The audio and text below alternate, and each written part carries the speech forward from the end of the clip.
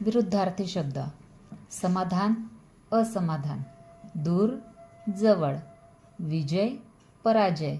योग्य, अयोग्य. स्वातंत्र्य, पारतंत्र्य. संध्याकाळ, सकाळ.